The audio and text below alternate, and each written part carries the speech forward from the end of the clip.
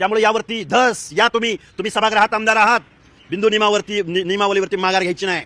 गेल्या 10, 15, 20 वर्षामध्ये समांतर आरक्षण पद्धती या महाराष्ट्रामध्ये राबवली जाते आणि जेवढी पोरं ओपन मधून सिलेक्ट हो अथवा कशी हो ती कॅटेगरीमध्ये दाखवली जातात आणि आरक्षणाचा मुर्दा पाडण्याचं काम या महाराष्ट्रात होतं। त्यामुळेच बीडमध्ये ती संख्या जास्त दिसते। बीडमध्ये संख्या जास्त दिसतच नाही, कारण एकदा सगळ्या अधिकाऱ्यांची आकडेवारी।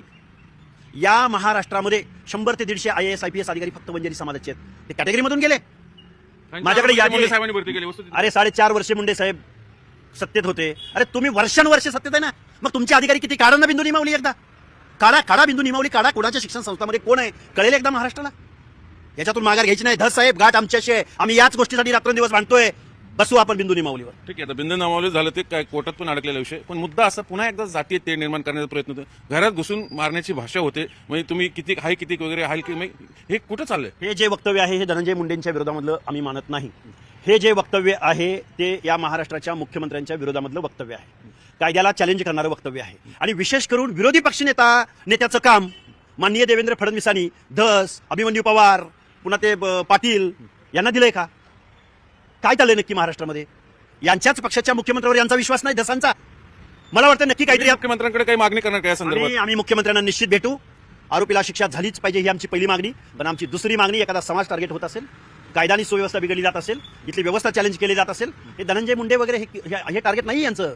या महाराष्ट्रामध्ये देवेंद्र फडणवीस मुख्यमंत्री होणं आणि विधानसभेमधला नामुष्कीजनक पराभव हे यांचं शल्य आहे। त्यामुळं त्यातून हे मोर्चे निघतात। अभिमन्यू पवार बोललेत ना, मी कशाला पदरचं बोलू? मुख्यमंत्र्यांची खास हो, मग तेच बोललेले आहेत की कोपर्नी 2 आपल्याला करावं लागेल। यांची भावना कळली ना महाराष्ट्राला। त्यामुळं स्वर्गीय संतोष देशमुख यांच्या हत्येचं कारण, अरे त्यांना न्याय मिळवून द्या बिचाऱ्यांना। तुम्ही राजकारण काय करताय? आणि ते मोर्चे निघतात, त्या मोर्चामध्ये त्यांची सिंपती त्यांच्याबद्दल, आणि मग राजकारण, मग आम्ही असं करू, मग आम्ही तसं करू, आम्ही रस्त्यावर उतरू, आम्ही घरात घुसू देणार नाही। मोगलाई लागली का इथं? हे संविधानाचं राज्य आहे, देश आहे, कायद्यावर देश चालतो। कायदा हातात घेणाऱ्याला शिक्षा झालीच पाहिजे ही व्यवस्था इथली। त्यामुळे असलं चॅलेंज कोणाला देतोय? कोण जरांगे? अरे बे काय झुंडशाहीच्या जोरावर काही उद्या प्रतिमोर्चे सुद्धा आम्हाला काढावे लागतील आणि आम्ही निश्चित काढणार। का नाही काढणार? मग पुन्हा तुमच्यावर तोच आरोप होईल, त्यांनी काढले म्हणून तुम्ही काढणार? हो, मग आम्ही किती दिवस सहन करायचं? आम्ही सनदशीर मार्गाने मोर्चे काढू। आम्ही कायदा सुव्यवस्था संविधानाला प्रमाण मानून मोर्चे काढू। लोकशाहीमध्ये आम्हाला आमची भावना मांडण्यासाठी जी काही आयुध दिलेली आहेत त्या आयुधाच्या सनदशीर मार्गाने आम्ही आंदोलन करू।